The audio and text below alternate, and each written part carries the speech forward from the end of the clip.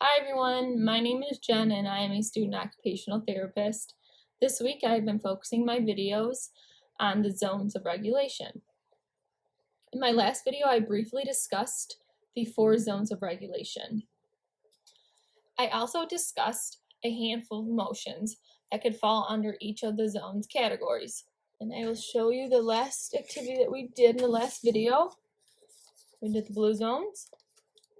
And in the blue zones, we put the emotions that we could feel: bored, sick, sad, tired, and moving slowly. And then the green zone is happy, calm, focused, content, and ready to learn. And then in the yellow zone, we put frustrated, worried, silly / wiggly, unfocused, and starting to lose some control. And for our last zone, the red zone, we have aggressive, angry, yelling, mad, and out of control. For today's video, I would like to provide you with a visual technique that can help an individual with self-regulation challenges to further understand the concept of the 4 zones of regulation through the use of traffic signs. This will help reinforce their understanding of all the zones.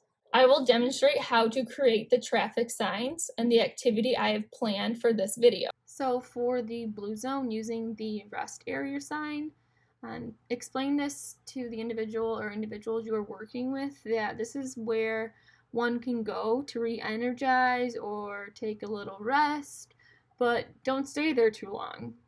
And then for the green zone, using a green light, which means you're good to go. So they're ready to go. This is the best zone to be in.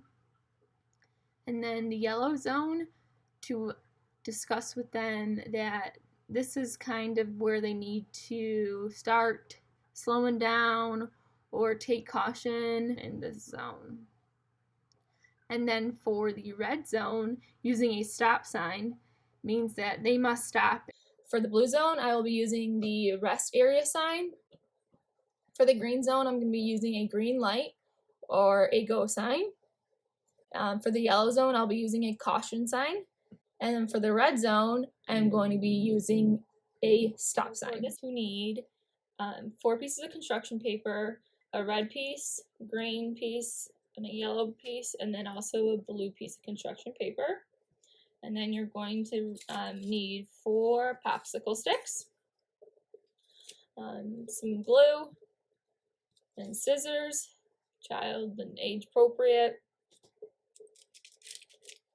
And then you're also going to need the 4 color markers. So the yellow marker and blue marker, green marker, and the red marker, all for the different zones, and then also a pencil that might come in handy to trace out each of these signs that we will be making for this activity. So here I have the 4 pieces of construction paper.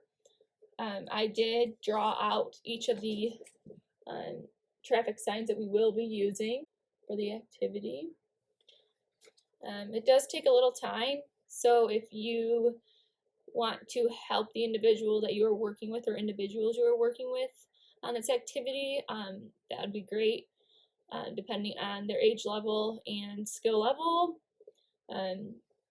So to make the circle, I actually used just like a pan cover. And then I actually used this for making the rest of these, to use the straight line.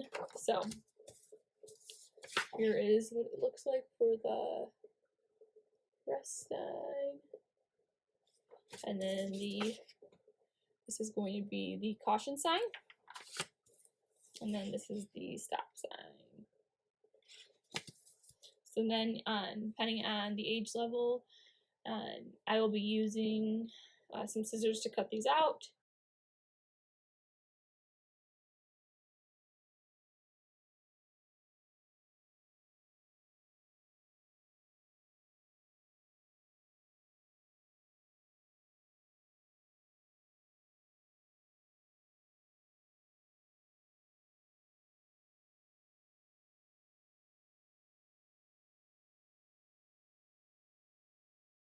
So here I have the rest area sign for the blue zone. And then I have the green for either the go light or the go sign. And then I have here is going to be the caution sign for the yellow zone. And then here I have the stop sign for the red zone.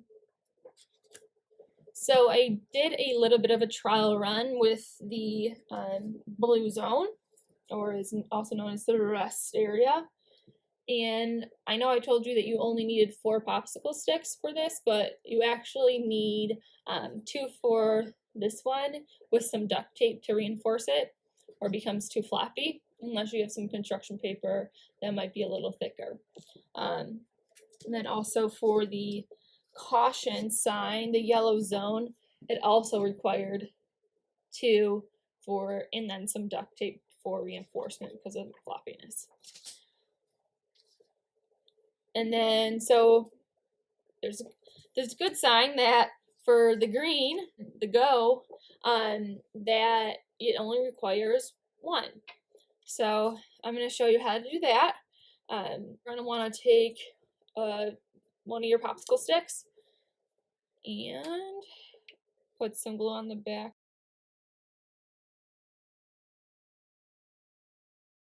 And you can have the individual that you're working with or individuals that you're working with do this part. Then you can flip it over. And then have that individual write down the green zone on the popsicle stick. And then you can also discuss with the individual or individuals, just have them give you some examples of what would go in this zone. So such as calm, content, happy, ready to learn, things like that. So you can have them write green zone. And there it is.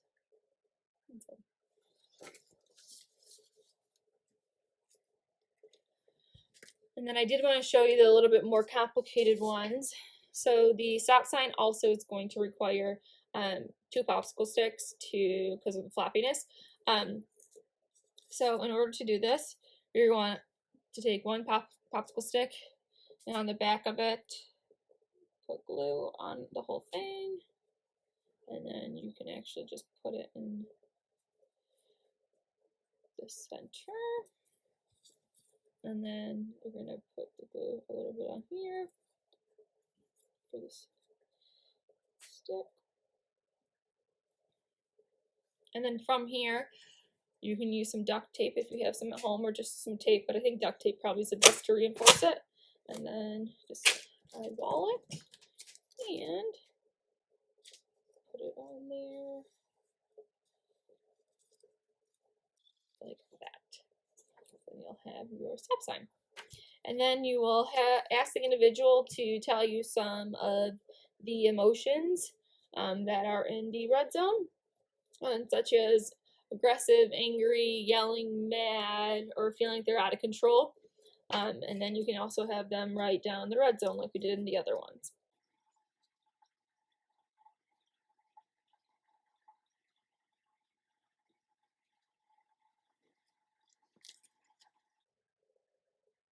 That is a stop sign for the red zone. So here is the final product. And in my next video, I'll be adding on to it. So stay tuned. I hope you all enjoyed. Thanks for watching.